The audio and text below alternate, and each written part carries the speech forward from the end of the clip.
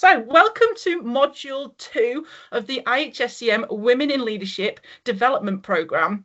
It's wonderful to have you all with us today. Hello to familiar faces and hello to those that are just joining the programme. Today's session focuses on the theme that sits at the heart of sustainable leadership, and that is personal resilience.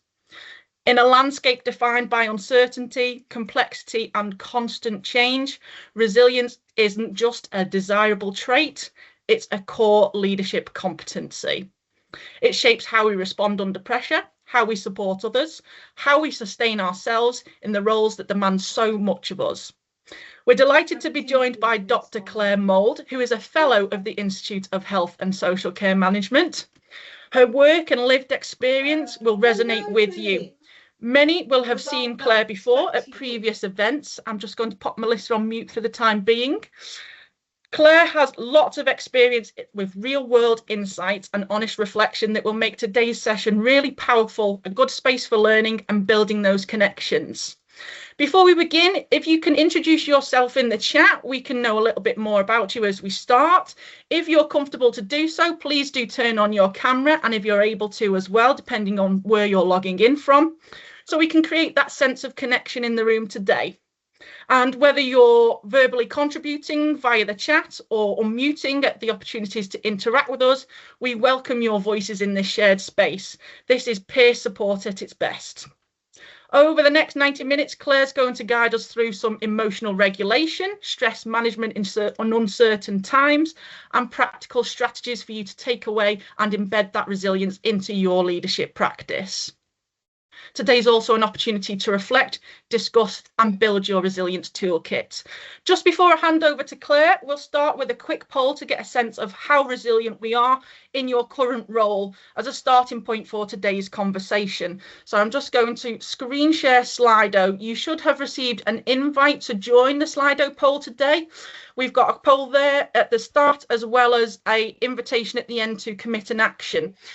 There is an opportunity as well for you to use the chat box if you're not able to join on Slido. If you can use your QR code on the screen or go to slido.com and put in that code, you'll be able to interact with this poll that I'll launch now. Lovely, that's a great starting point for us. So generally, you are feeling resilient with some pressure points. So we're a 4. Let me stop sharing this slide. So without further ado, I'm delighted to pass over to Claire to begin our session, and I'm going to share your slides, Claire.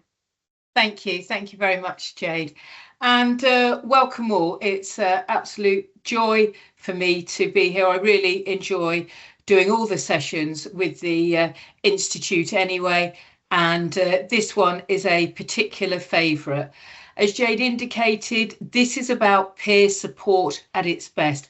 We are all coming together. This isn't going to be a lecture that I stand at the front and give you statistics and breakdowns and neurological information about what makes resilience, yada, yada. This is going to be a discussion where we take the time to internalise what resilience means, particularly for us. Having a quick glance, and thank you for being so proactive in sharing where you all come from in your posts. I'm not going to patronise you. You know about resilience per se, but the thing that really comes across that we want to demonstrate in the next 90 minutes is the fact of you need time often for you to consider your own personal resilience and building that, because you often are so busy, we are often so busy looking after everybody else that we don't take the time to build our own resilience. Okay, so next slide please, Jade. What we're going to be doing throughout this session is we're going to be understanding the role of emotional regulation in building personal resilience. I always start with that. Those of you, and I got some sort of, I can see some familiar names on there, which is absolutely lovely. It's nice to be part of the Institute community where we all come together. Will know how passionate I am from a neurological perspective. And this is my, my area of expertise is looking particularly at the links between the emotional bit of the brain and the cognitive bit of the brain. And I always start with that emotional regulation. That is a bit where we've got to get to. We can't just focus on the cognitive piece. We understand our emotional regulation.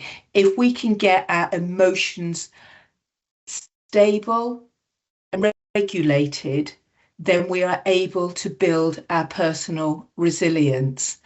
And that will lead us, we'll discuss about gaining stress management techniques for uncertain times. As Jade said, we are living in a time of unprecedented change.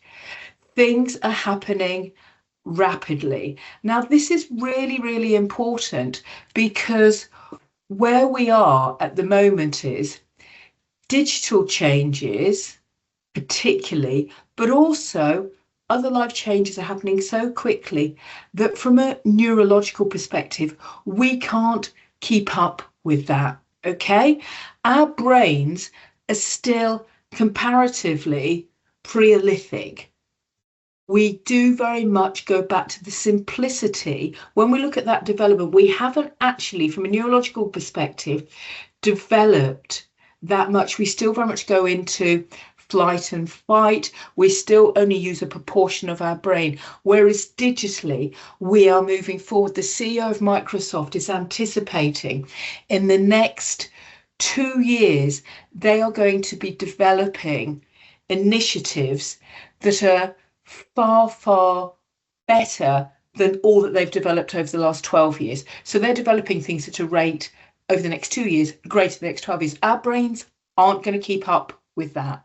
Okay, so that will make us very stressed, because we've got to onboard an awful lot of new information, living in new cultures, new ways of working, new ways of communicating. That has potential for great stress. So we've got to learn stress management techniques throughout these uncertain times. And we'll be learning from personal insights, both that we share with each other throughout the activities that we're going to be doing. And also I will be sharing personal insights as well, and some case study examples. And then as we come towards the end, we will be developing our own personalized resilient toolkit, so you can apply it in your own leadership roles. This is absolutely key. The words there, personalized resilience toolkit, okay? Because as you will see as we go through, resilience is very personal to you. What causes you stress is very personal to you, and how you respond to that stress is very personal to you.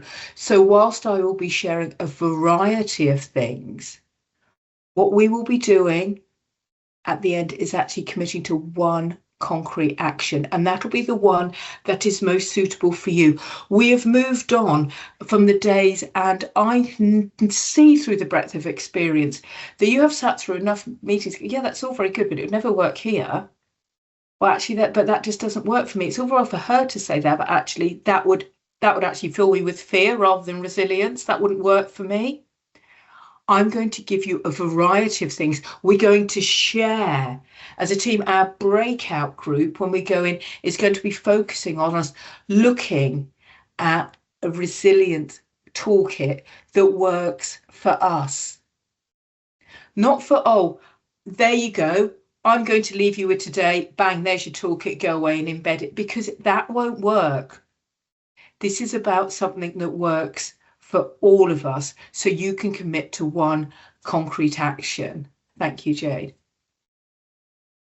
Okay, so this is how we're going to feel that strength of release, that strength of breathe. Even if you haven't got the the luxury of being on the on the top of an open space somewhere, just that picturing by the time we leave here, we want to think, yes, I've got this.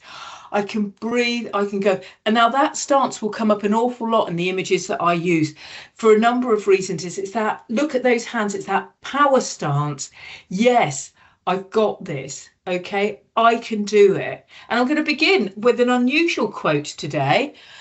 Oh yeah, I might have a PhD in neurology. I'm going to begin with a quote from Mae West. You see, you didn't see that coming, did you? You didn't see me suddenly whipping in a quote from Mae West. It's a really phenomenal quote which works for us here. And the quote is, and I'm going to just like glance and read it, is that your real security is yourself. You know you can do it, and they can't take it away from you. Mae West said that. Your real security is yourself. And look at that power stance. And also, that's really important because when we do that, it opens up our lungs. We're not like hunched over and worried and head in hands. What am I going to do? It's a yes, I've got that. It opens up. We can breathe. And this is how we want to develop throughout today. I can't guarantee by 1:30 we'll definitely get right to that space, but we'll be endeavouring to walk there so you can just think, yes, this power stance, this is where we want to go. Thank you, Jade. So as we move on, so first of all, what do we mean by resilience? And it is our ability to be happy, successful and content, again, after something difficult or bad has happened. Because a lot of us, particularly in leadership roles, go, yeah, I'm really resilient. I can go in to a hard meeting and I'm not going to burst into tears, or I can go in and have hard conversations and we can move in. And yes, of course, I find them difficult, but I'm happy to have them. And, you know, it's just one of those things of leadership. Not everybody's going to like you. You are going to be the one, you are going to be isolated sometimes. You are going to be that. Yeah, that's being a leader. Being a resilient leader is being able to be happy in that state, successful in that state, and content. Because I can tell you, as somebody that's been a CEO for many, many years, positions of leadership for many years, that I can do all of those things. But hand on heart, did it make me happy? Yeah. People came and you sort of thought, they thought, oh yeah, sort of, you know, hard as nails, she can take this, they can say whatever they want to Claire because she can take it. Actually, no, was I content? No, it actually ended up getting to me because I was fed up of being the battering ram. I was fed up of being like caught between like the board that I was answerable to and my executive leadership team that were just off pouring and putting things on me all of the time. Did I show that to any of them? No. But it was chipping away to my resilience because actually I stopped being happy in the role. I stopped being content in the role. And that led to me being not as successful as I may have been when something difficult or bad happened. Yes, I could answer strategic things. Yes, I could turn around and say, right, we've got the safeguarding issue. This is what you need to do. This is how you need to respond. But actually, did I have that ability to bounce back?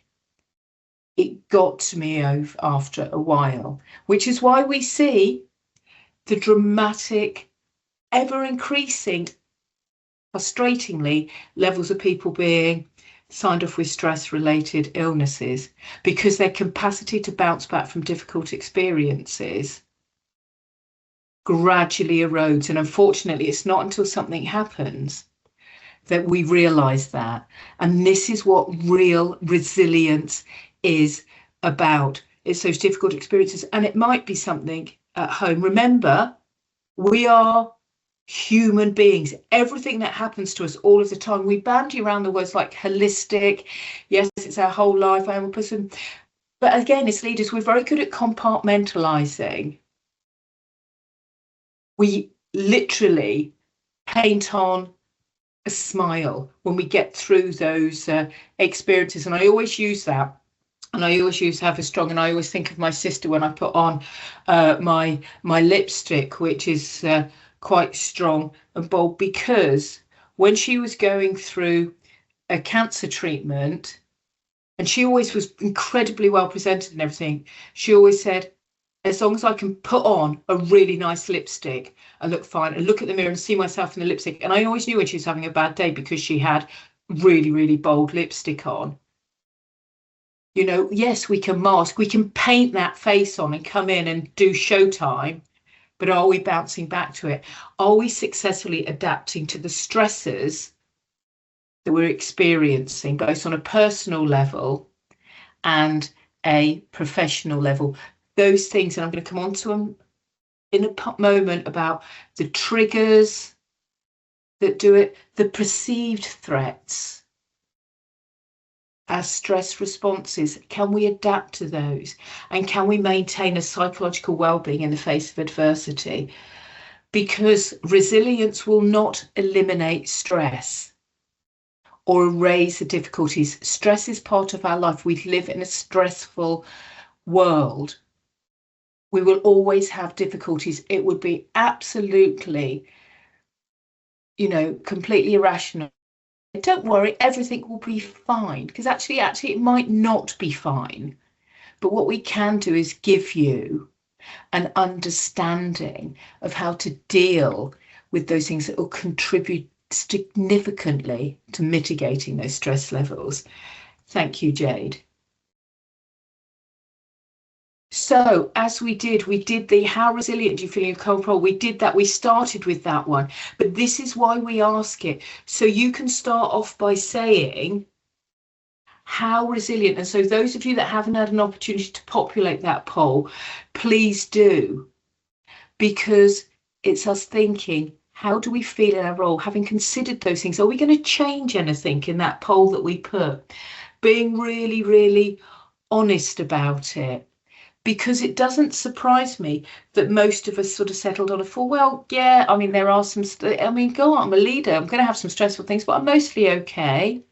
Some of you said very honestly and openly, you know, yeah, actually, I am struggling.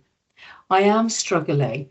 And this is the thing, we don't always have to be, you know, resilient. We could, yes, this isn't a how resilient do you feel as a leader, as in can I go and have a hard conversation? It's how do you personally feel in your role?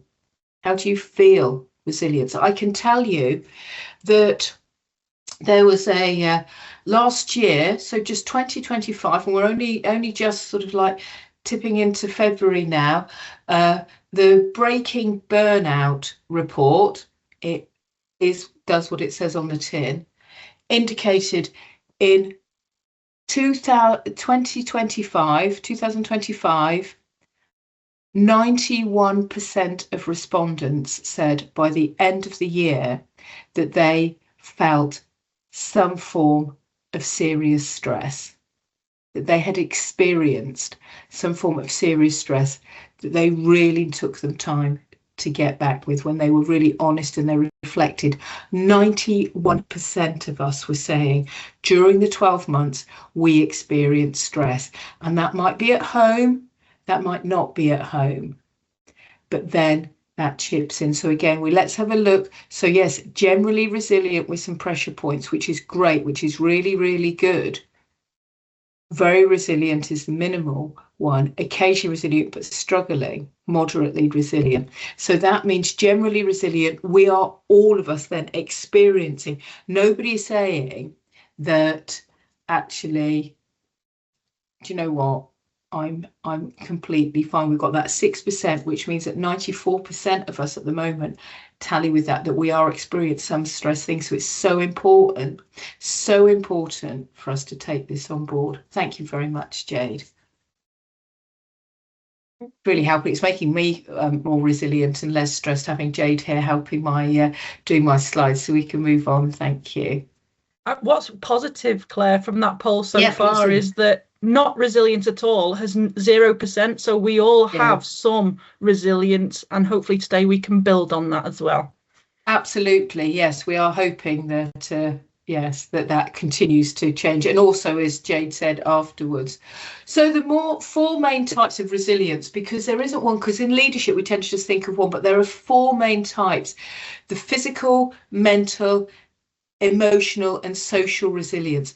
So our physical resilience, these are, you know, they are what they say on the tin. Physical resilience is actually how physically we can come back to things, how robust we feel. Now, this is really important to monitor how well we're feeling, because stress levels so sometimes indicate how we're sleeping, how we're eating, whether we're feeling tired all the time or we can't sleep, whether we just have lost our appetites or we eat a lot. Again, completely personal. None of that's judgmental. None of that's right. None of that's wrong. But it's not healthy. It's our physical resilience. Is this, is your resilience, is it beginning to impact your sleep patterns? And is it impacting how you are eating, what your diet is like, and how are you responding to that? What are you doing about this? I can categorically say that my sort of demographic, because I'm 56, and so a lot of my, my peer friendship group, friends that I've had for a long time are, unsurprising. I think I have friends older and friends younger, but a majority of my friendship group, my girlfriends, if you will, are mid 50s ish, and some are older, some are slightly younger, but we're all in that age group.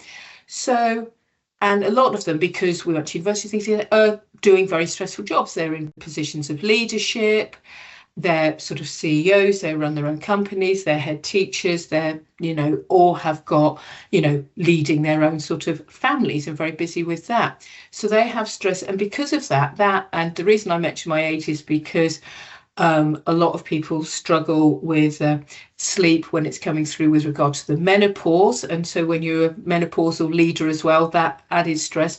So I don't mind telling you that the birthday presents, the Christmas presents of choice that I got for lots of them were magnesium butter for them to, and it works really well. Tip for anybody. This isn't just menopausal individuals. This is for anybody.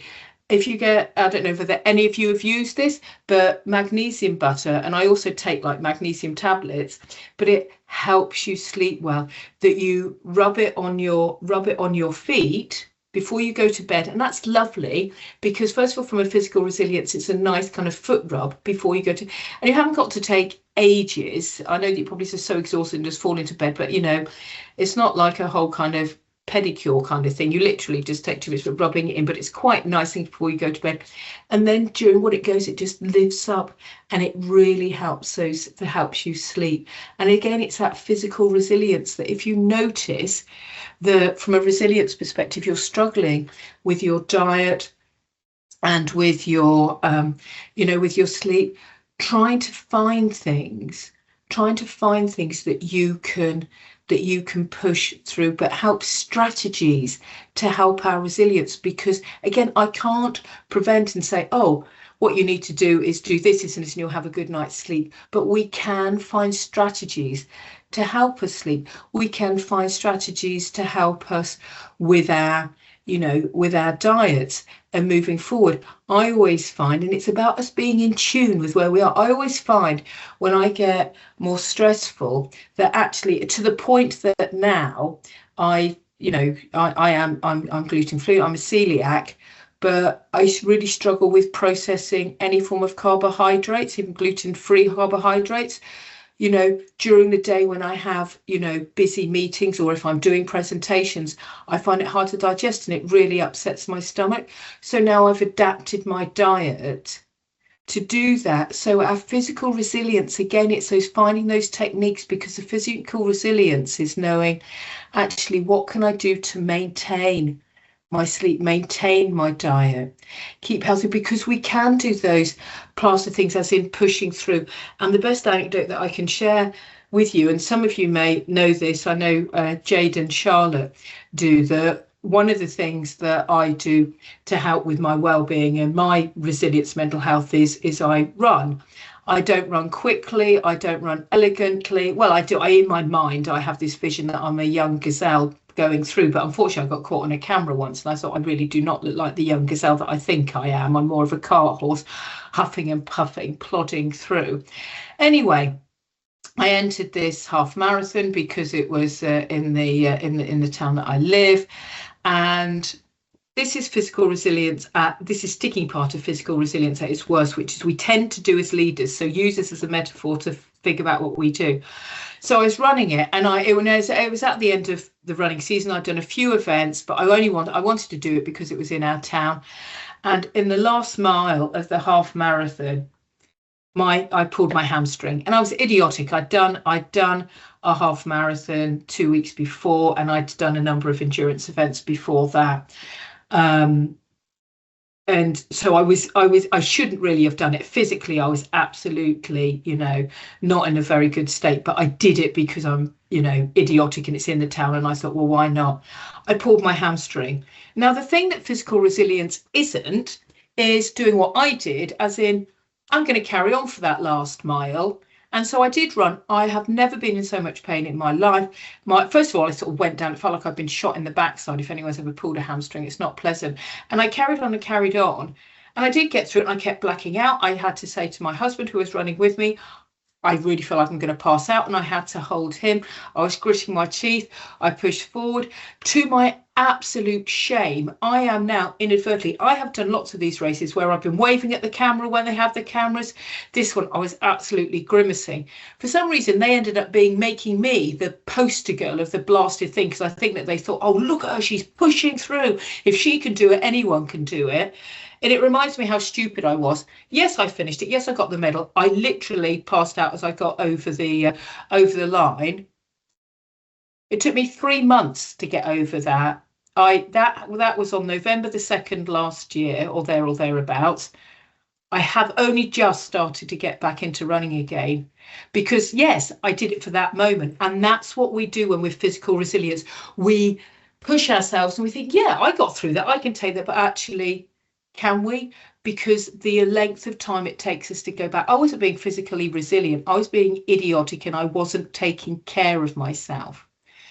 Mental resilience as well. This is going to that, the cognitive piece, and thinking about our decision making, our ability to decision make.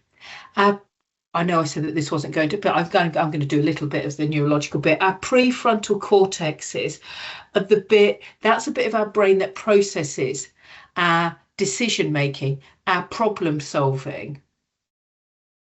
And that's the bit where we have to be really, really interesting article in New Scientist recently about brilliant. Thank you. Put all of things like that in the chat. Wonderful. Bless you. Thank you very much for sharing.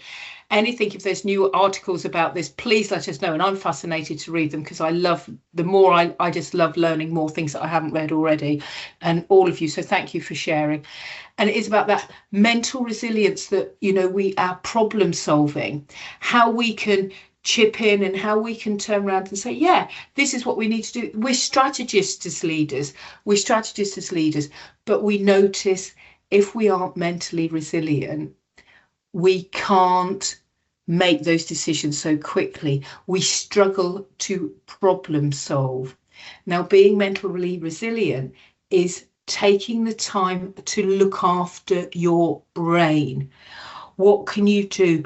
It's about, because you're optimistic. Yes, you give your team hope. I'm going in. Don't worry, we can solve this. We can get there. We can do this. Now, what I do now, and I can only share, now if I'm going into a big meeting or even a presentation like that, and I think, no, I need to be really need to be quite literally firing on all cylinders, I just take the time to breathe before I go in. If I know I'm going into a difficult conversation and it's been one of those days where I haven't had a chance to have very much to eat. I haven't done very much self-care for myself. I'm really quite run down. I know it's going to be a difficult meeting or a difficult conversation, or there's suddenly a safeguarding issue that needs, or a medication issue, or something that suddenly needs dealing with that I've got to go into. I don't go straight into it. I go, right, let's take a moment. And I'll quite literally just take a moment to breathe, to build that mental resilience, to enable your synapses to be functioning fully. Just to breathe. Remember, the power pose. Just take that moment to breathe. Open up your chest and breathe, and just slow down your heart rate a little bit. and take a moment, however much you can do. It doesn't have to be a long time, but just before you go into that meeting, just take a moment, even if it means being a minute late for that meeting, to say, I just need to take a moment to build that mental resilience, because otherwise we will begin to struggle with that, making decisions, because you find if people are coming to you, machine gunning questions all the time, and yeah, you're good, you can throw that, but actually, are they as considered as possible? That erodes your mental resilience. Same as emotional resilience. That's actually how we carry emotional pain. We are working in jobs where we have to carry not only our own emotional pain, but lots of others and external people as well. And we, again, have to be the barometer of that. You need to deal with individuals who are coming to you without either being erratically happy about something or really, really erratically bursting into tears. You have to have that emotional barometer, that emotional resilience to work with things. And that means that you need to take the time, and we will be doing a mindfulness exercise later, to just do that self-care, to regulate your emotions. Because if you are struggling with that part of your brain, your amygdala, which is a part that indicates our feelings, then you will be erratic. You will be make different emotional things, and you've got to step up. And that means you have really got to take the time to think what strategies, and we're going to unpick some of these later, work for you. And one of the most difficult points that I found with that I've had to emotionally regulate was not work scenario, because I could do the tactic, it was a personally. And my husband's brother was dying of cancer. He wasn't very old at all, and he did die. And because everybody else was there, that I was in contact with the hospice, and I was there, and I had to tell, because nobody else could cope with it. Somebody else had to tell. So I had to tell my parents-in-law that their son had died. I had to tell my husband that his brother had died. I had to tell his other brothers that his brother had died, because nobody else did. But it was because I was emotionally resilient. I was able to do that. Of course, I was desperately upset. I'd known him since I was 16. I was, heartbroken. He was quite literally like a brother to me. But I was being emotionally resilient. But that was only because professionally I had learned emotional resilience. So I was able to deal with that scenario when other people weren't.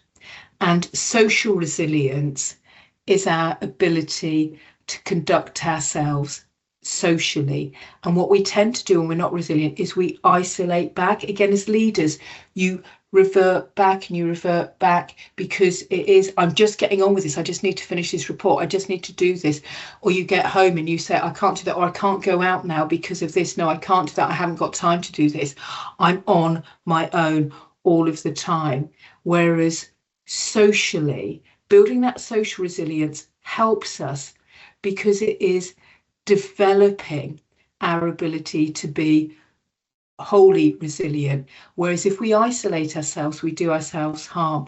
And it is that challenge for us as leaders who are very busy, that haven't got the time to go out. And I'm not saying the bit of Saturday night, and we all love it when something's been cancelled because I get to, stay in and I haven't got to go out now. It's that bit of saying, no, I never socialise at all. I lose contact. I never make time to see my friendship group. I never have a chance to actually interact on a social way with either my team, and I'm not talking about big nights out and things, but actually connecting with them, finding out what their favourite chocolate bars, what do you like doing, what are your hobbies, how do you do that? That social resilience, it really helps them, because that combination of those four things are what leads us being a resilient leader. Thank you, Jade. So there we go. So we're just moving on to the next one as we consider those. Apologies, Claire. It's just frozen on me. Let me reshare. No, that's absolutely fine. It sometimes does that as when we come out of it and go in, and I think it's because you came out of it and went in there. So that's absolutely fine. It gave us a moment just to catch your breath a bit, which was useful. So how do we foster that positive mindset? I don't know whether any of you have heard of session that cognitive reframing. Now, cognitive reframing, the easiest way that I do that, the most easy way is to think about when you start to get very stressed, the best way to reframe and remain resilient is to do something which I call the sliding doors technique. Okay, I don't know whether any of you have ever seen the film Sliding Doors. I've told you before, I've been quite open, I'm 56. This is a film that was a long, long time ago. The younger members amongst us will think I don't know what it's I don't know what on earth you're talking about, but basically it's a very quick aside, it's a film about a woman that goes to catch a tube, or it's American, the subway, and what happens in her life if she gets on the tube or she just misses it, and the film plays out in two different ways. Now, how I've sort of taken that sliding doors thing is how you reflect on your day, how you reflect on that. Cognitive reframing is about, well, let's have a look at the grains of gold in the day. Let's put, I suppose, what crassly could be called a positive spin.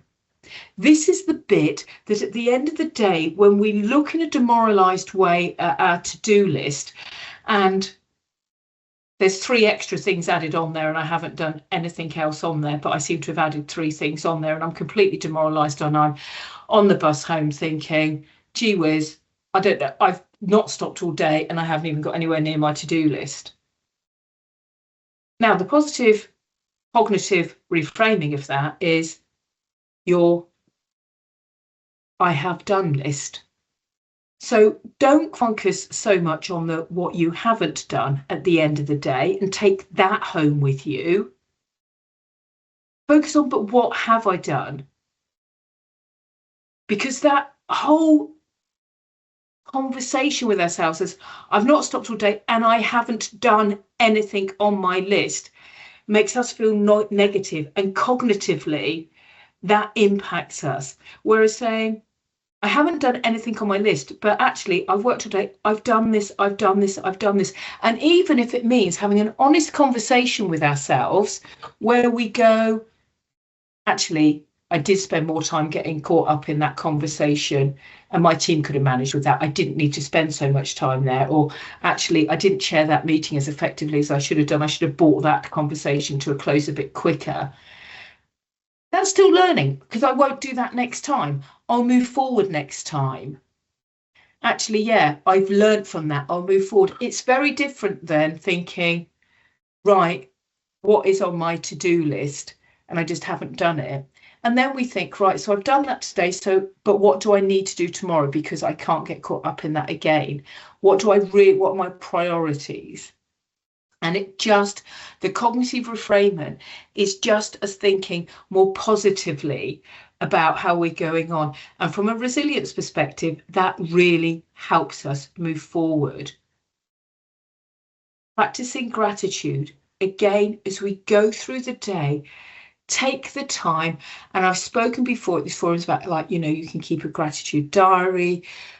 You can just do that. But and I know it sounds a little bit saccharine, but actually it works. Just taking those times to think, what am I grateful for in my day? And again, I'm not just talking in the workplace, so it can be in the workplace. It's lovely if it's a workplace, but just in your life, what makes you feel grateful for being you? And often it's the really, really small things. So I'm inviting you to take time on a daily basis to just have a look around and just think, actually, but what am I grateful for? And I'm not talking about, actually, I'm grateful because I've got a really good job and I work with colleagues that I really like, and I've got a fabulous family, or I have a really good friendship group, or I'm, I I've got a nice walk close to where I live. You know, it's actually those small things. Actually, what am I really grateful for? How can I practice gratitude? What happened today to make me smile that I'm thinking, do you know what? That's really, really important. That's really important to me. I can tell you one thing that I was really grateful for when it was pouring down with rain and I got back from work and it was late, and then I suddenly realized that it was recycling day, and as I drove up I realized that somebody else had put out the recycling for me. Yes, it was brilliant. I'll tell you, I'd done some high-level strategic thinking that day. I'd managed to solve some certain things. I'd managed to do this, I managed to do that. But the thing that I was really grateful for, actually, I don't have to put out the recycling in the rain when I get in. And I'm really, really tired. And I'm actually really grateful for that. And it's those small little things that just taking the time to say, oh, actually, yeah, thank you very much. I really appreciate that. And if we gradually do that ourselves, what we'll start to do is we'll do things and we'll notice, and that we can share with our teams as well. Actually, you know, what are you grateful for? Because it's often, as a leader, the thing that helps our teams be more resilient are you doing those little things that make people know that they're noticed, that they are grateful for. And so doing these activities with your teams helps them. So it is the bit to say, actually, I know you've done that, so I've bought these sweets, and oh yeah, I noticed that these were your favourite. And people think, oh, that was really kind of you to even notice that. Or somebody turned around and said, look, I know that you're doing this, this and this, so let me do this time.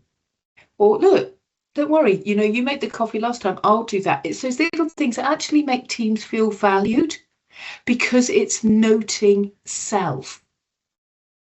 And that is on a personal level. And that's the same as you would, but we have to practice being grateful for those things.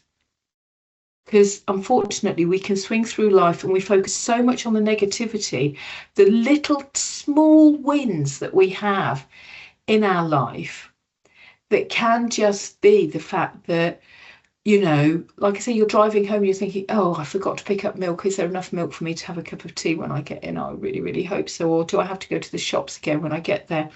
And actually doing that, we forget. And the simple way to say about how rubbish we are at doing gratitude is, I'm sure at some point in our lives, you have all either had toothache or earache. It is miserable. It is horrible. And the one thing with toothache or earache that you think of is you think, do you know what? I will be so grateful. I will be so grateful when I can eat something and it's not really, really painful, or I haven't got this pain. I will be really, really grateful that I can just have a meal and I'm not just eating on that side of the mouth, or I'm not just having soup and milkshakes and things. And then the toothache goes, and then you're chomping down on something, crunching everything. Oh, we're grateful for it? No, we're just eating. We get back on with it. We forget.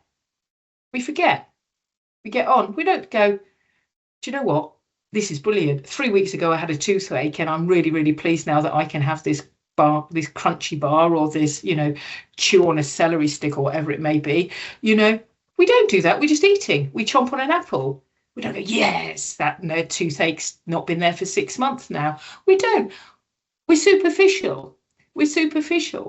As soon as it, you know, goes, that there are times that, you know, there have been times that, bear with me, and I know it's lunchtime, so excuses for the vulgarity of this, but I have been so desperate to go to the bathroom when I have been driving, and I think that, right, if I get there, if there's a toilet here, I just need to get to the toilet as quickly as possible. If I can get to, if there's a service station in the next mile, I really need to go there. I really need to go there. Really, really need to go there.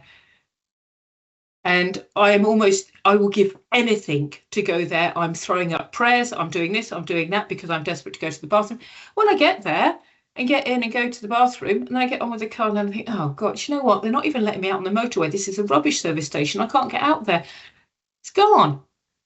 we need to take time to practice resilience. They're flippant examples I've got, but they're the things that chip away at us. Thank you, Jade. Because all of those things will help us minimize stress in the workplace. Because we are whole people. It's those combinations of little bits that minimize stress. The big bits we can cope with.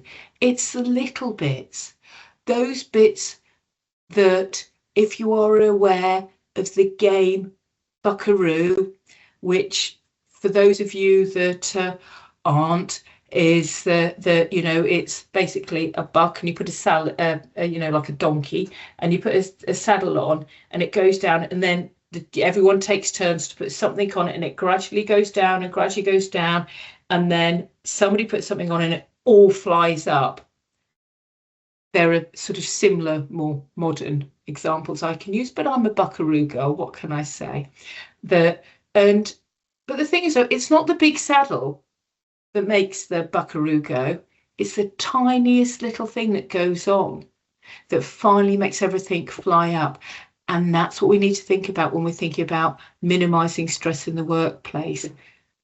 Gradually looking at those tiny things, because then that will help us build back to be able to deal with the big things. Because it's the little things that will eventually tip you over or your team over, but it's the culmination of those things. So if we start with being grateful and eradicating and minimizing and preventing all of those things, that will minimize the stress in the workplace. That will mean that we don't have the Buckaroo, that people don't get signed off with stress. And that means monitoring and raising awareness in organisations of what it is, having open conversations, but not in a way that turns around and go, oh, do you know what, I'm so stressed. This is really stressing me out. Don't throw the word around like that, but actually using words like gratitude and saying, thank you, I really appreciate that. And actually, what have you really appreciated? You know, what bits of your role do you really appreciate? Building that in to your current parlance, to say to your team, right, I know we've reached over that, but look at what you have done. Look at what you have achieved. I know it's been a tough couple of weeks, but look at what you have achieved. So we can gradually change the culture and increase the support that we offer. Thank you, Jade.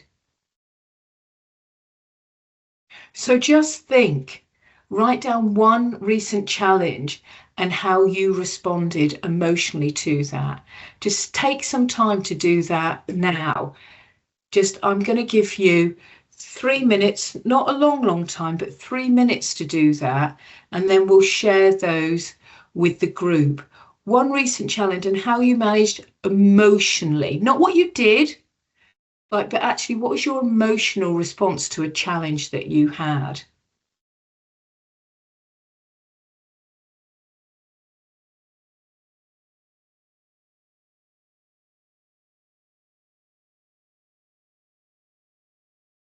And this is a shared confidential space. It can be one as in, actually, I didn't respond particularly well to that. I actually got quite frustrated or I got quite upset afterwards, or it can be a example of, actually, I managed to regulate that. And I don't mind, you can share either of those, and we can share those in the chat, or you can come off mic and you can tell us about it.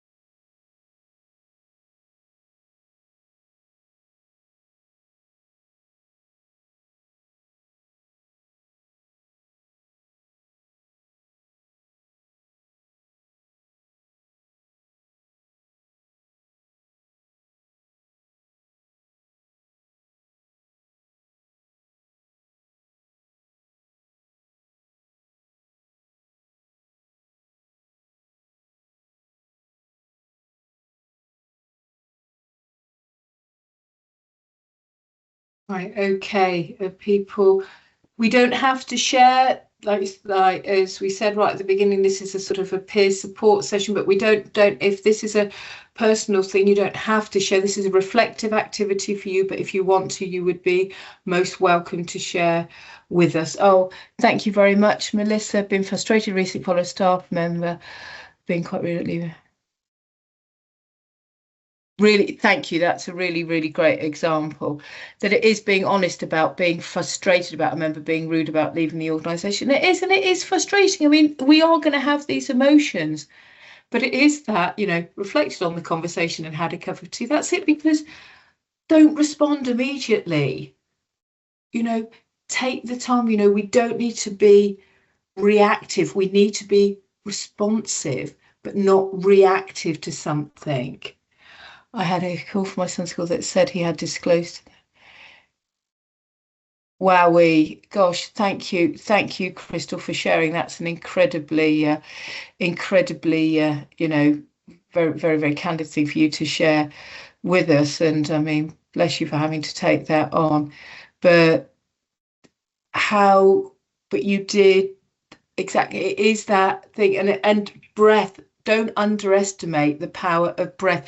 Exactly what I think it is, that taking, and you know, and thoughts and prayers with you, because it must be very difficult, but you know, that taking a deep breath and having a conversation with him after school, isn't that exactly the right thing, rather than suddenly getting erratic, suddenly going, oh, I don't know why he's doing that, I should do that. You know, it's very easy for us to go to 1 to a million, you know, straight away, because that's something that's called, you know, you could be neurologically hijacked like that, because it's wow, you know, but it's having that deep breath and having that conversation.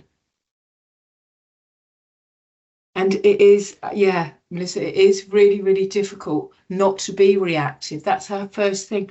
Because going back to our brains, that is the neurological response, unless we built in these resilience things, because it goes straight to that. We're not going into our prefrontal lobes.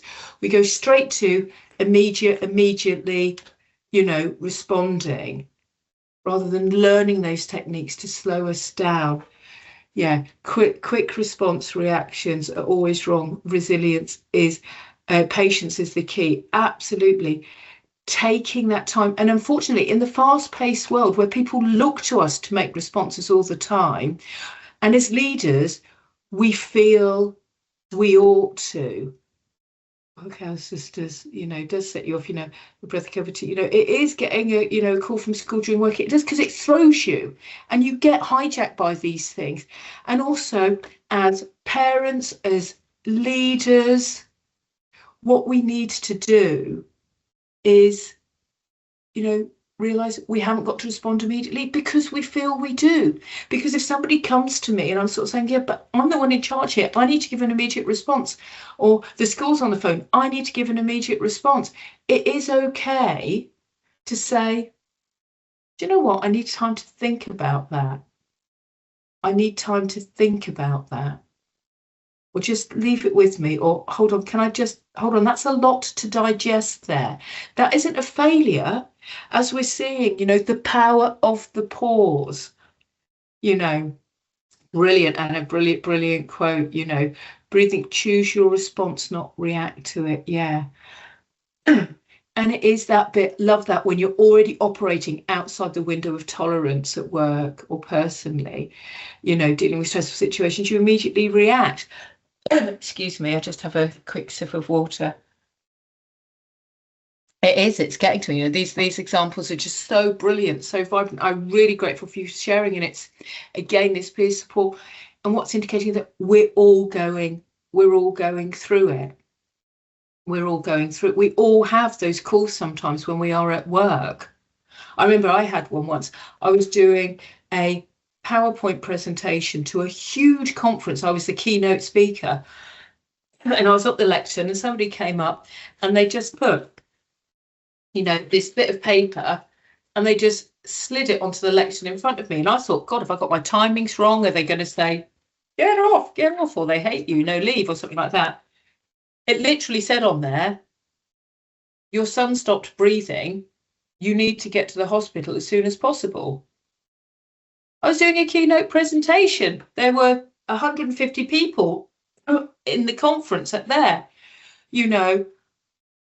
Word to the wise, if you are delivering somebody news that they're doing a keynote presentation and the sun stopped breathing, maybe just slip it in a piece of paper. Maybe someone will say, I'm really sorry to stop you there, Claire, but something's happened. Do you mind? Can I have a quick word? And then explain to the team. But that's a bit of reflective for the person that gave me the note. I think they were equally as shocked as everything. They thought she just needs to go. And again, did I go, but you do, you turn around and don't worry, I'm not about to turn around to you. And I turned around and said, right, don't worry, I'm going to finish this up in 1 minute, guys. Of course, I turned around and I just said, I'm really sorry, I need to go now. And when? Because we do get hijacked by these things. That is okay. All of these things happen. We know that every single one of us on this call has been hijacked by life stuff in the same way that we've been hijacked by work stuff in life.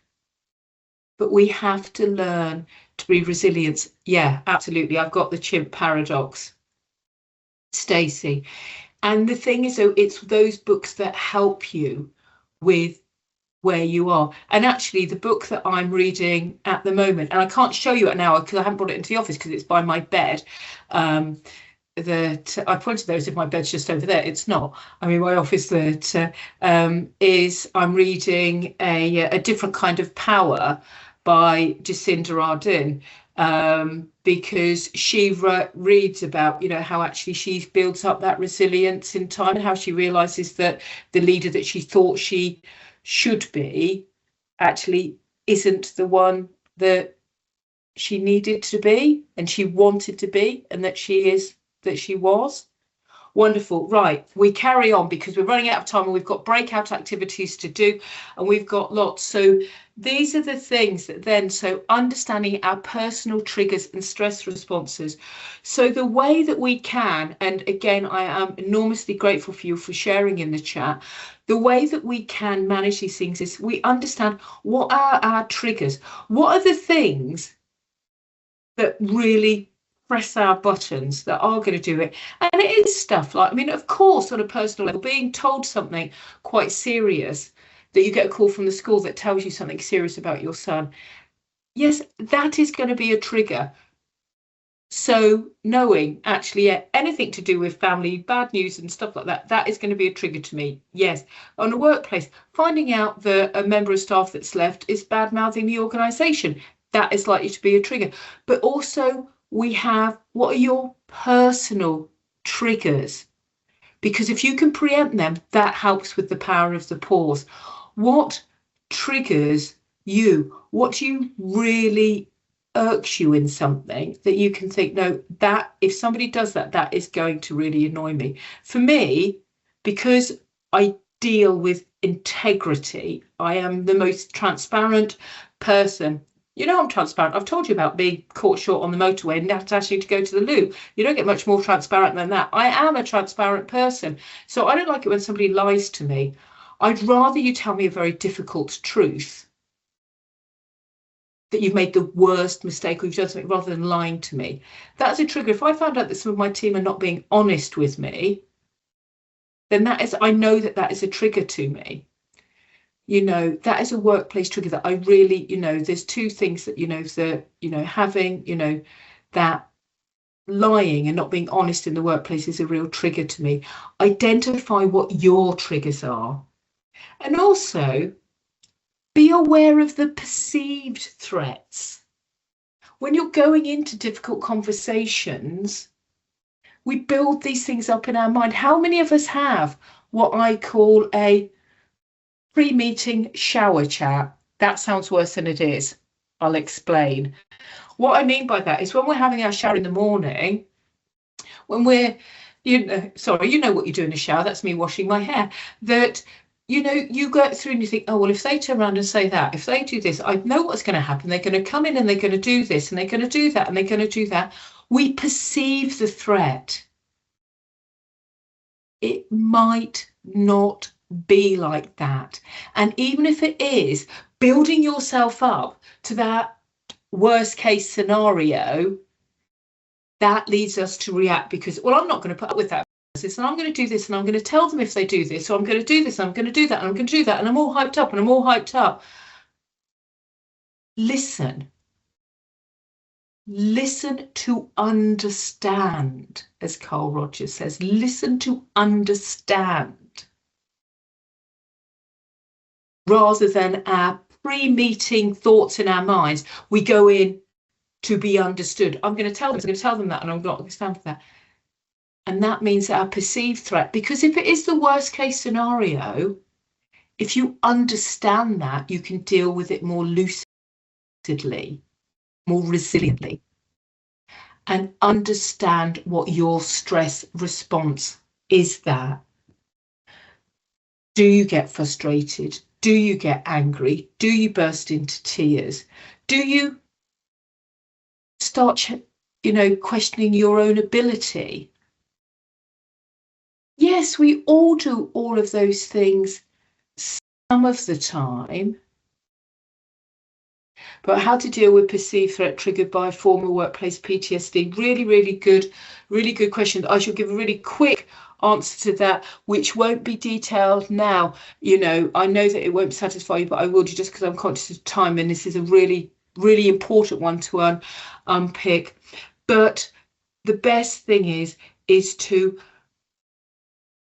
understanding from that PTSD is that what it is, and deconstructing it, break down. So this perceived threat, because it is triggered by former PTSD, will be bigger to you. So we start by just breaking that down so it is manageable. Right, so let's try to bring some logic. So the perceived threat, why am I seeing that this is the threat? What is it about this which is reminding me that it is linking in with that it is linking in with this, that it is linking in with something else? What is it about that? And it might be that if that perceived threat, because it is linked to PTSD, that you really think, actually, I am going to make a call. Let's go right back to a colleague that shared in the chat about in the New Scientist, that said about, the productive quitting. Sometimes it's actually the most productive thing to say, actually, I'm not the most effective. And I can give you a very quick, very serious example of this. Somebody in the workplace had been abused when they were a child, and there was no need for them to share that publicly. Absolutely not. Absolutely not. Absolutely not. Now, what they were doing when they were supporting somebody that had come into their care, and they had been released from prison for abusing children, and part of their role was to take them to see their probation officer to talk about how they were coping with that and how they were. Now, this person was worried, going, I don't know what they're going to be talking about. I don't know what to do that, but actually, I know I've got this. I know I've got this, my personal thing, and I'm really worried about it. And because that conversation might not have even gone that way, it may not trigger, but because the perceived threat was so great for her PTSD, because it was such a serious thing, that then she then spoke to somebody in HR and got changed. And it's that whole thing, which is wonderful. And it is, you're quite right, Maxine, thank you for sharing it, is that, it's included, like the emotional freedom technique. And sometimes it is getting the freedom to actually say, actually, that links in with that productive quality. Actually, no, you don't have to deal with it all of the time. Even though you're the leader, you do have the right to say, on this occasion, I'm not going to do it, because the perceived threat is too great, because the risk of it being real is too great for me. Okay? But there are times, the emotional freedom as in, actually, I'm not going to put this stuff on myself. I'm not going to be, that emotional freedom, I'm not going to let this weight me down, But that's really good, and I'm really glad that you managed to have a great coach, and that's really good. One of the things we will come on to with techniques is actually getting external help. Sometimes we can depend on other people, so thank you, Maxine. Right, moving on, and we're going to canter as we come through.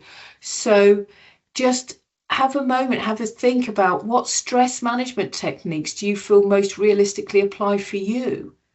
You know, what stress management techniques do you use that we can share today?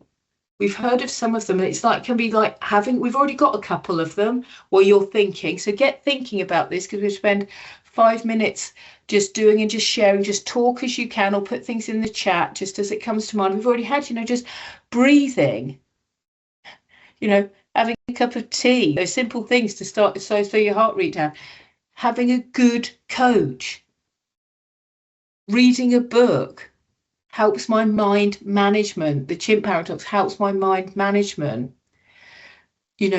These are all things, reading external things to help us understand. Wonderful. Thank you, Sarah. Changing your state, playing music that either calms you or energizes you. Absolutely. And it depends what's right. When I need to calm, I sometimes put on like classical music. I always have classical music on my phone, so I can just play it very, very quickly going in, or like you say, hyping you up. Yeah, taking a break. Productive isn't always be at your desktop. That's absolutely true. Well, I just see that. Having a pet cricket, a water feature, and playing bird chippy. Oh, wonderful.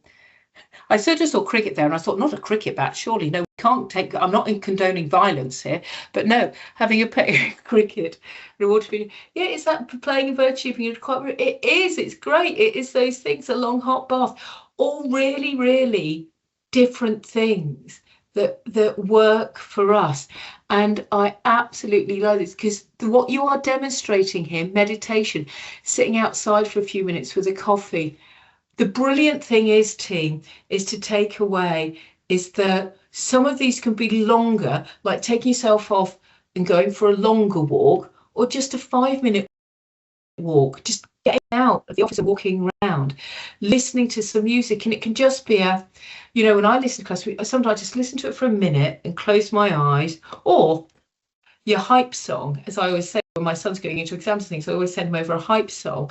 Yeah, physical activity works for you. Other people don't. Some people have baking, and it depends what time. And I would recommend a combination of all of those. You've got your quick fixes during the day, but then build into whatever time you have off. I know we don't always have weekends off, but we have other periods off. If physical activity is your thing, then do a longer period of that, or actually take time. It's not a guilty pleasure to read a book if that's helping you. It's actually important. It's self-care to read that book, or make time for a bath, or to do baking, or to be in the garden and doing some gardening. Wonderful. So thank you very much for sharing all of those things, rather than just listening like for a moment to that bird chirping. Actually try and get out somewhere where you can listen to the birds if you're fortunate enough to be in that position. Brilliant. Thank you all. A really good cross section of it. And again, it goes right back to what we said at the beginning, personal resilience, because not all of those will work for everybody, but they may work for you, and some of them definitely will do. Thank you, Jade. So what we're going to do now is a mindfulness exercise. Okay, so this is your opportunity, and I am conscious of time, so we are, cantering because it's brilliant. I don't apologize for that at all, because we've had great interaction. But mindfulness is something that, I'll be honest with you, as a neurologist, I was a little bit, when it came out and it all just became the big thing, I was a little bit, oh yeah, I get it, but it's become, it's become hijacked, and people aren't doing it, so properly. But actually, it doesn't mean that we shouldn't take it on board. There are some brilliant bits of mindfulness, and mind mapping is absolutely excellent, and it works from a neurological perspective. Now, we've heard a lot about the breathing side that works, and breathing is, and I could have taken you through a guided meditation. I could have taken you through a breathing exercise. What I'm going to do is do one slightly different. Have any of you heard of the 5 senses meditation? And the 5 senses meditation is a good one for us to realize that it can be done as long or as short as you want. Now, what we're going to do is we're going to start off with our 5, key. We're going to do our 5 sessions, and then I'm going to see these in an order, and then just check to keep on the time here. So the first one that we're going to do is you take 5 things. You're going to do 5, 4, 3, 2, 1 with each of your senses. So what I want you to do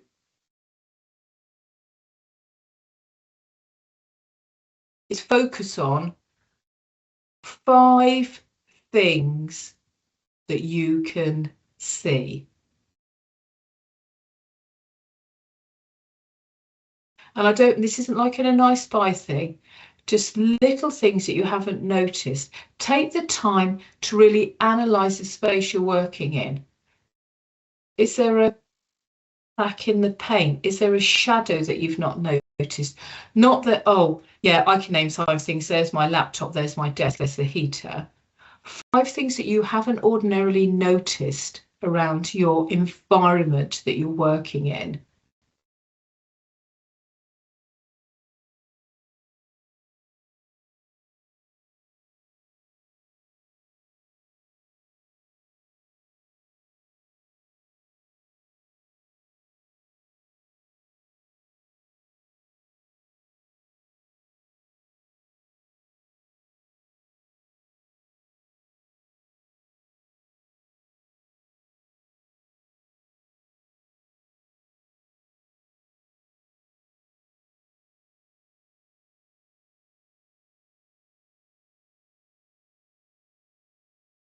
As we whiz through our environment so quickly, it takes us to stop and take our time to notice the little things in our environment that we don't ordinarily see. And just taking the time to notice the little things slows us down. Okay, just having a look, like, does that shadow, like I've just noticed that the shadow that's falling from my laptop over there, and this is, that just looks like the end of a Toblerone because it's just falling in a little pyramid shape. Shows that obviously it's sort of lunchtime, my stomach's churning, and it just looks like the point of a mountain top, or like I say, for those of you that's focused on Toblerones, and it just takes us out of ourselves. I'm thinking, oh, that's really unusual. I've never noticed that shadow cast in that particular way. And so it led me to think of, oh, well, what do other shadows look like in here? And it just removes my thinking. Then we move on to 4 things that you can feel. So just think, your desk, just take time to touch. Is your desk smooth?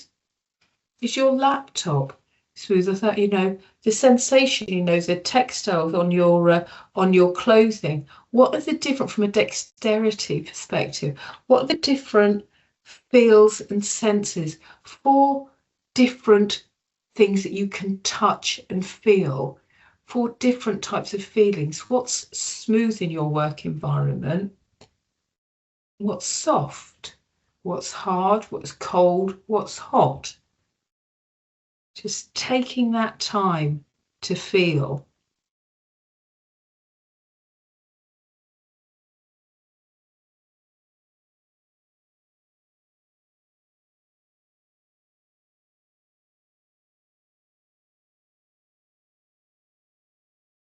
And the reason that we do that is that brings us in to be aware of the texture of where we are at the moment. Okay, it's to, that whole thing. It could be that, are you feeling, I can actually feel there's like, is there a draft on there so I can feel something on me? Again, just being very in touch with our environment, awareness to what our environment feels like. Is there a draft? Or if we did this at a different time, if you would like to say warm breeze, I'd be very surprised if anybody's having a warm breeze. Is there a sharpness? Is there a pain? How are we feeling?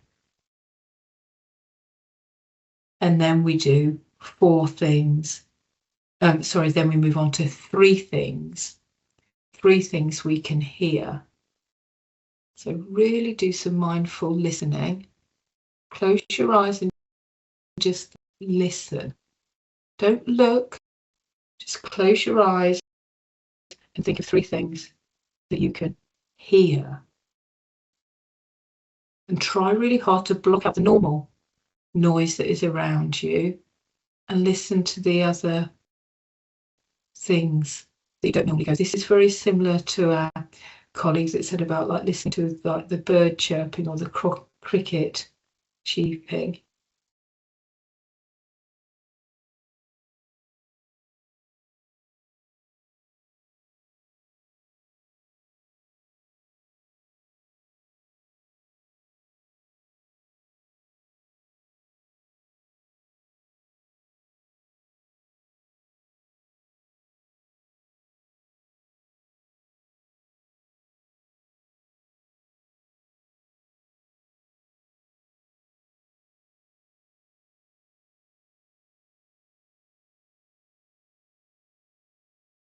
And then we move on to 2 things that you can smell.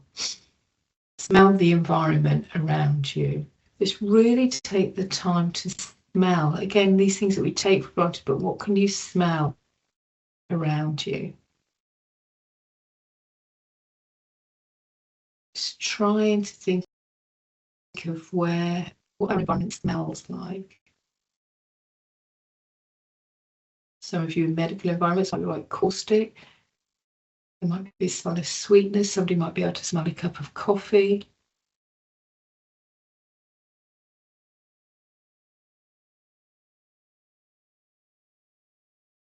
There are 2 things that you can smell.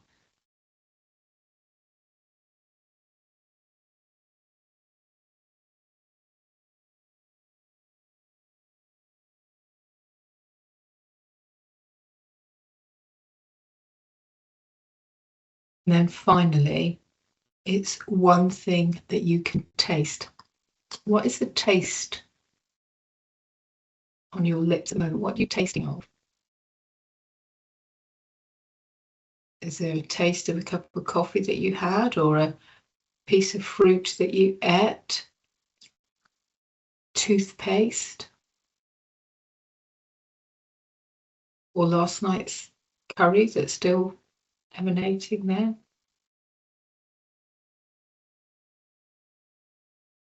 What's the taste? And one of the things that you can do for that is you can actually, which is a mindful one in its own, is actually take the time to do what's called mindful eating, that you can actually have a raisin and put it into your mouth and actually suck on the raisin, experience it, and actually take the time to eat it slowly and really think about what it's like. Or you can do it with a little square of chocolate or something. That just, all of that just slows us down. It's a very simple exercise, but it stops and makes us think about where we are in our environment at the moment. We've cantered through that because I am conscious of time, but what we need to do is that it's just 5 senses, 5, 4, 3, 2, 1, that just repositions where you are in your environment, and it just automatically slows us down and makes us appreciate where we are and in tune with all of our senses. Okay, Thank you, Jade. We'll carry on. So some of the strategies then, and then in a minute we're going to have a quick 5-minute sort of like breakout where we can really we'll go into breakout rooms where we can all come together, and I am conscious of time. But some of the tools and approaches that will really help us to build resilience, and some we've touched on already today, and some of you is actually set realistic goals. Remember, don't do our big to-do list actually, but what can I achieve today? And identify your best time of day. When are you at your optimum? Because we all have peaks and troughs, we're all different. When are you at your optimum? And schedule to do your most stressful and challenging things at that time of day. I am far better at 6 o'clock in the morning than I am at 8 o'clock at night.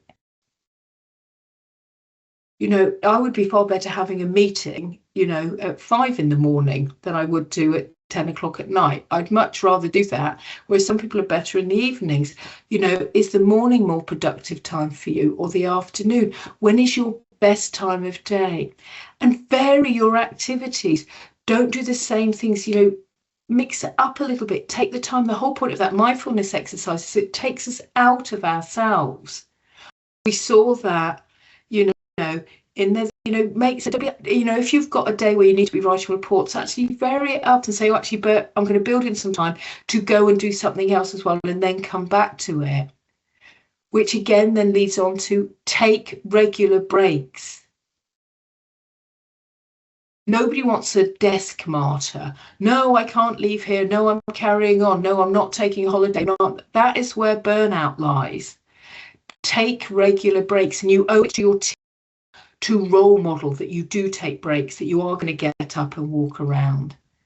Delegate or ask for help. You know, say, do you know what? I could really do with some help with this. Don't feel you just because you're the leader, you don't got to do everything on your own. Just because you're the parent, you haven't got to have all the answers. Delegate and ask for help.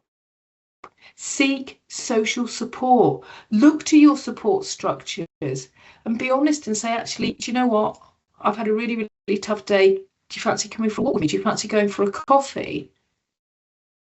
You know, I could really do with a night out. Don't go insular. Seek support from your social network and practice those mindfulness techniques, that 5, 4, 3, 2, 1. And you can extend all of those. You could just say, I'm going to go out and actually just notice things in my environment that I don't normally notice. I'm going to listen to things beyond the roar of traffic and sirens going off. Those are some strategies. So moving on then, we're going to have a very quick, and I'm afraid we're just going to run a few minutes over, if that's okay, and I do apologise, but I really wanted to hear all of you in your interactive way, is that we're going to break out, and Jade's going to say this to you just for 5 minutes, and I know it's not a lot of time, but, you know, unfortunately, and I do apologise, but I don't apologise, if you know what I mean. We are running a little bit over because I wanted to listen to you, is that we're going to create a resilience toolkit with at least 3 strategies to take back to your teams.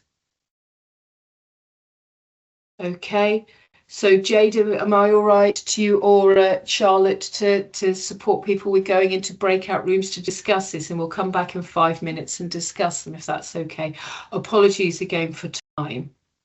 I've just realised I've gone very dark all of a sudden as well. That's one of my senses heightened from your exercise, Yeah. Claire. Thank you. Yes, I appreciate we haven't got as much time as we planned for with the breakout rooms, but we will open them briefly. You will move automatically shortly. If you can't stay, as Melissa's put, that's fine. You need to go, you can go. We are recording the final elements of the session as we have done throughout. Absolutely. So you can always catch up. Apologies.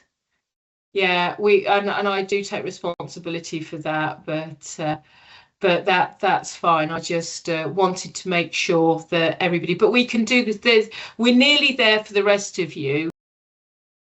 So our breakout room should be open. And again, apologies, we're only going to run like 10 minutes over, because, you know, I'm going to give you 5 minutes all to sort of feedback and share, and then I'll just wrap it up in 5 minutes. But you know, and apologies for going 10 minutes after. I really wanted to take time with you because you were so open with sharing. So feedback then from the groups, anybody? Yeah, I'm glad it was really helpful, and apologies, and I do appreciate that people have got to go. So any feedback that we've got from people that want to share some of the strategies that you all came up with? Wonderful. Chloe, thank you. So we talked about a whole range of stuff. It was actually really great to reconnect, and we said that was a strategy, was reconnecting with people and taking opportunities when we're in the office to physically do that. We also talked about stepping away from the computer and having that physical distance, I guess. But yeah, it was just a lovely opportunity to reconnect in that space. Thanks. Perfect, wonderful. And like I say, I apologise that when we do one of these again, we'll make sure that we give a longer one. So it is that reconnecting. Again, it goes back to that social support, isn't it? That we often, that's the first thing to go when we get stressed. Does anybody else want to share anything before? Are we all okay? We'll move on. So what we've inadvertently covered then through here is that feeling of that we're feeling in control. We can't control the uncontrollable, but we can control what we do. Wonderful. Sorry, Katie, I know, I apologise. We were meant to finish, and I do appreciate everybody's time is so precious. That we've got that feeling of control. So don't try to control the uncontrollable. Focus on what you can control. And that's just about having all of these strategies. Practice that effective emotional regulation. Looking at the problem solving skills, prevention, trying to think, well, actually, how can I prevent that? And how do I deal with problem solving? And what's my most effective for dealing with that? And this is piece, self-compassion. It's not a luxury to put yourself first, to take time to go for a walk, to have a bath when you get home, to read a book, to do these. It's really important. It's absolutely key. And as Chloe said, and you said in your, you know, the groups actually that build that social support network. Oh no, they travel to work by doing it. It's wonderful. Thank you. And let me just, sorry, I'll just open up the chat and just read that because I want to hear what, yeah, and they travel to work by doing a short walk first thing and end. Yeah, really, really brilliant. I was, listening to that the other day. I don't know whether any of you listened to the podcast or it's on Radio 4 as well. What's Up Docs with the two doctors on that talk about that, and they sort of was just saying very simply about somebody like gets off the bus stop earlier than they need to. Really, really, really important to do those things, to build in what you need to do and take time for that social network and to reconnect with each other as a support group like you have done today. The openness today, yes, I know it's meant that we've gone over, but as a presenter, I'd much rather that than me go through and nobody answers anything and nobody comes up. It's been really wonderful. Thank you. So next slide then, please, Jade. So those three management things of our themes we've done. So emotional regulation, stress management, and those resilient practices. And we have to regulate our own emotions. We have to take time to learn how we can regulate our emotions. We have to manage our stress responses. And we have to practice being resilient. And that's the thing, it won't just come naturally. We have to be self-aware and practice all of those things. Thank you, Jade. We have actually only gone 6 minutes over, which feels a little bit better. Never forget how brave it is to continue to show up in a story that looks so different than you thought it would be. None of us know when we start the day. I categorically know, even though I've not been to any of your workplaces, that none of you know how your day, when you came in this morning, how it was going to pan out. None of us know in our lives what it's going to be. So never forget how brave it is to continue to show up in a day that was going this different. And that's your first gratitude thing. Actually, do you know what? I got through. I survived. I did it. Do you know what? I got through. There's a brilliant postcard that I used to do, that somebody who was wonderful, that I used to support, that was on the autistic spectrum, and it's brilliant. He had this wonderful T-shirt of that I saw this postcard of, and it said, you know, I'm up and dressed. What more do you want? And it is that, actually, just be brave for, you know, it's what works for you, for what works for you. So thank you very much for today. Thank you for staying on an extra sort of, you know, just under 10 minutes extra. And like I say, I apologize as a presenter that I've gone over, because I hate doing that. But on a personal level, I'm really grateful that you all interacted so much.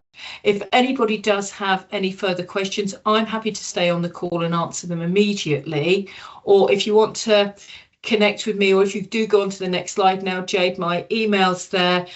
You got Jade and Charlotte's emails anyway, but my email's there. Email me, connect with me on LinkedIn if you want to have a conversation, particularly those of you that are going through very, very challenging things. Very happy to do that outside of this.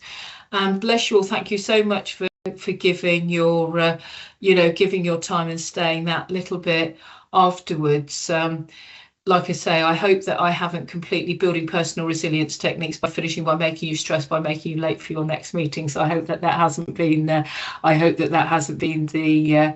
I hope that hasn't been the case. And final thing from me, thank you so much for your interaction. And I've learned. Thank you for your very kind comments. But I've learned.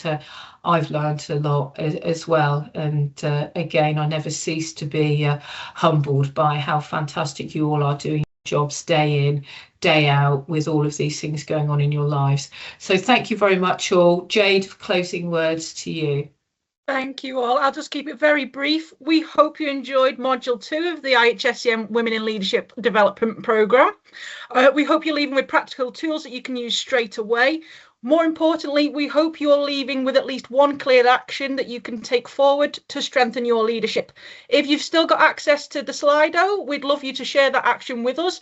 If you write it down, you're more likely to commit to it. We'd also love your feedback in the chat on how the session went, so that we can improve the programme as we go, and look forward to welcoming you for Module 3 on the 19th of March, where we'll be exploring how to navigate difficult conversations, building on our emotional triggers, understanding our own and that of our team, and that will be with IHSCM member Tina Hayden. Take care, and thank you for being here with us.